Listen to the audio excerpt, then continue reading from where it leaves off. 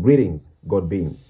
Today is a very special day where we are going to be looking at a very special topic called spiritual vacuum invasion, where we are going to be looking at how spirits gain expression and how spirits manifest into this earthen realm. Because it is very imperative for us to understand this, because in our day-to-day life, spirits are the ones that probe every action.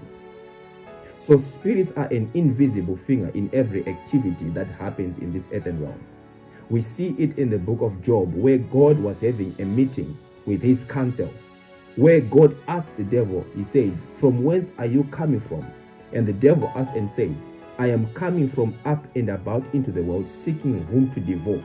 So it is a goal of spirits to interact with men so that they gain their expression. But it is not every spirit that is after to your benefit.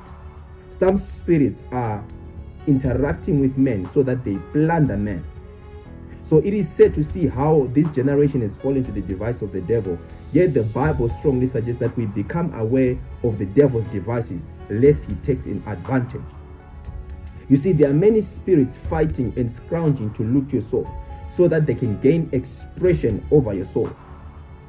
This is so that they can gain an access to manifest. So there may be many spirits against you, but the very spirit we are going to talk about today, it is the spirit of the world. This spirit of the world, it is the devil's chariot, which he uses to transport and teleport spirits and souls into his kingdom. One thing that all spirits have in common is the great affinity to embody souls.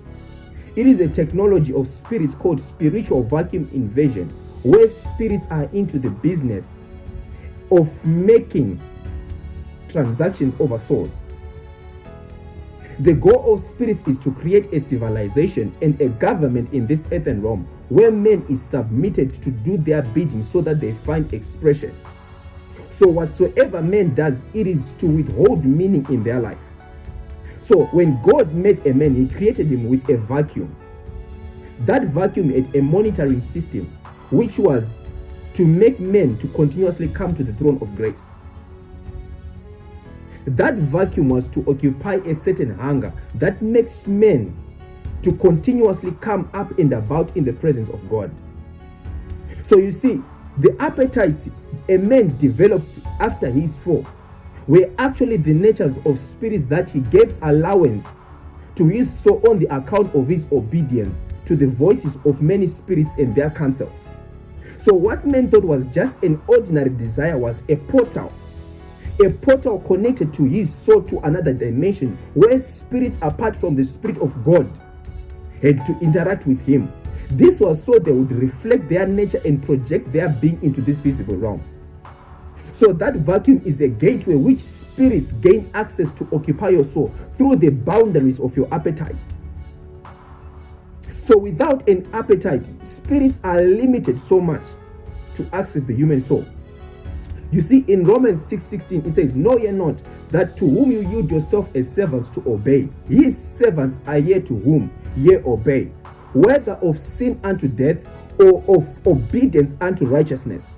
So the allegiance of a spirit to a man is subscribed by the level of obedience you yield to the counsel of that spirit.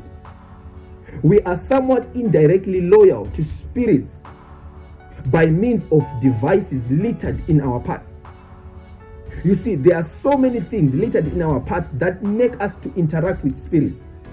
So these devices are probed by an invisible finger, striving to disconnect and seclude you from the counsel of God, which we receive through divine instruction that the Holy Spirit himself deposits in our soul. These devices are a scheme, and they are schemes to bring us into a civilization which will enslave you to a foreign government, a government that your soul has no authority over. So these devices are pushed into this world, or are pushed into our souls, so that spirits can enslave us.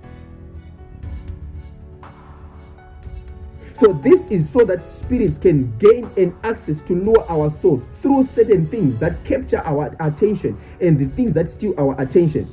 So this appetite may include overindulgence of sex, drinking alcohol in excess, or smoking, or watching TV, or listening to music, whatsoever thing that you think that you are doing that is taking so much and occupying so much of your attention. So you see, this invasion was caused by the fall of man, and this invasion caused a man to have a distortion which made him to be denatured. So you see, man is every day, or is in day-to-day forced to sustain another kind of appetite which attached him to another government. Now that man has given himself to the spirit of the world, we thrive so much into taking the nature of the serpent through the spirit of the world, which is the spirit of deception.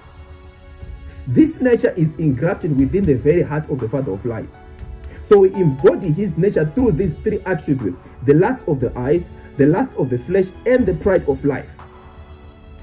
So within these three attributes, we have an infinite desire for destruction.